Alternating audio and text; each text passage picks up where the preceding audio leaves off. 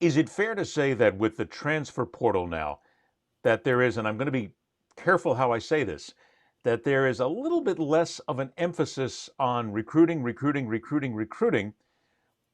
to the high school players, because now you have the ability, like any other pro league would have, to start looking somewhere else for a trade or a free agent in this case that might Yeah. actually be able to bring you up faster than a recruit. And I make the examples of the Gators. They lost Julian Humphrey, the quarterback. They lost Isaiah Bond, the wide receiver, who both decided that they wanted to go someplace else. They may make somebody else's program better overnight, while the Gators then, using the transfer portal, which is now, again, it's basically like free agency in so many ways, they can fill that role like that if they find the right kid in the transfer portal, so they don't have to go out and wait for the high school junior or the senior to get in there. It's not as important, I'm doing this. I'm kind of biting my lip a little bit because I don't want to step on a toe here. It's not that important to be a top recruiter anymore at that 10 level. You can be a 9 or an 8 because you got the transfer portal there to kind of back you up and help fix your mistakes. Yes or no? No, you're not going to make a listen. I'll tell you this: you're not going to make any enemies saying that, Ed. Because I will tell you this: because of the transfer portal, and because who's in there, you could correct your program right away, de-emphasizing a lot of the freshmen that are borderline kids. I mean, you want those five-star guys to, get your program so you'll have kids and you don't have to keep going into the portal. It's the same thing, like you said, free agency. It's like the Yankees went through a phase of not really developing guys from their own farm system, but buying people to win championships. And people do that. It's a good mix, but inevitably you want to start taking your farm system where you're going to be able to build that process, because sooner or later this transfer portal is going to get old and these kids are going to, because now they're leaving just to leave. Most of these kids are leaving scholarships on the table to go somewhere else where it's uncertain. So they go into that portal. But the good thing about the portal, and FSU used it last year with Coach Norvell. Kansas State used it last year. Quite a few schools used the transfer portal to their advantage. And I think right now you got to combine the two. You got to get your recruits, and you got to be a recruiter.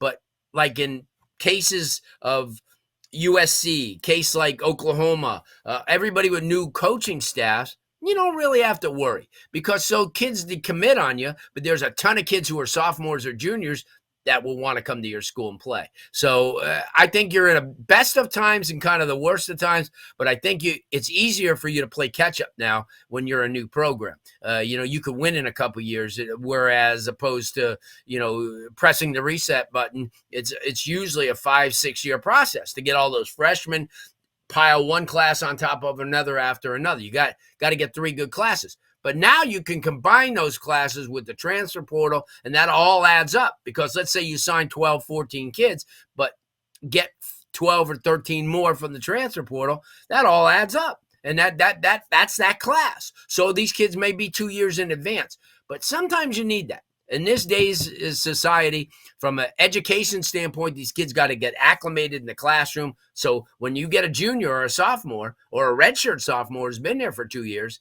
you got already those 2 years out of the way. You got those freshman, crazy, awkward years, and then you got that sophomore year where things could come back at you and maybe be a jinx if you had a good year.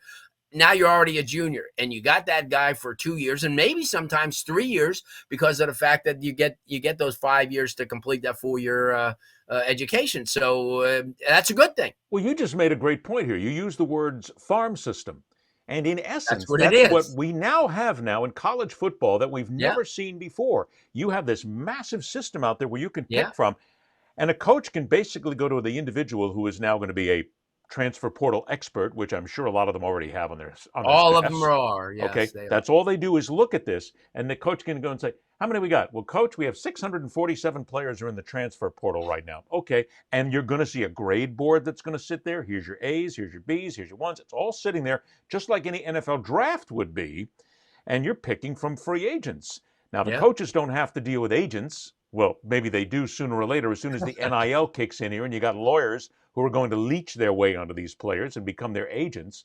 So now the kids are going to say, Well, let's see. Education. Okay, I can get a nice education here. But yeah, you've got a chance at winning a conference title. And oh, yeah, I got a great chance here for my NIL. I got a great chance here for my Twitter and my TikTok to go to work here. Holy spit in the morning, Larry.